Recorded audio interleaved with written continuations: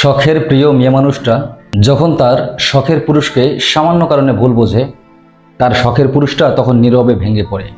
কিভাবে আপনাকে বুঝিয়ে বলছি।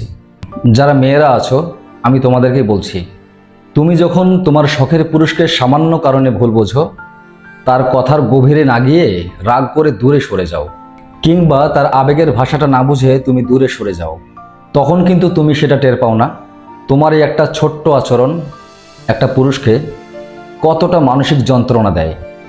তুমি জানো না হয়তোবা পুরুষেরা সবসময় কাঁদে না, পুরুষ সবসময় অভিযোগও করে না, পুরুষ কিন্তু নিঃশব্দে ভেঙে পড়ে, যেটা তুমি কখনোই বুঝতে পারো না।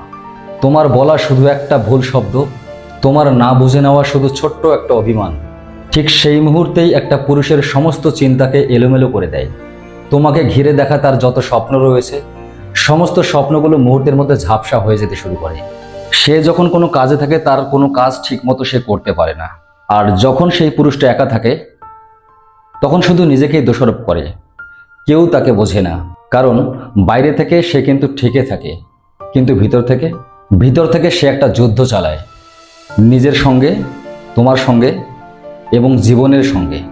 মেয়ে, তুমি ভুলে যেও না, পুরুষ মানে কিন্তু রোবট নয়। তাদেরও কিন্তু মন রয়েছে, তাদেরও অস্তিত্ব রয়েছে, তাদেরও কিন্তু কষ্ট রয়েছে। তুমি যদি একটু ধৈর্য ধরতে, তুমি নিজেকে যদি একটু প্রশ্ন করতে, তবে হয়তো অনেক কিছু বাঁচিয়ে রাখা যেত।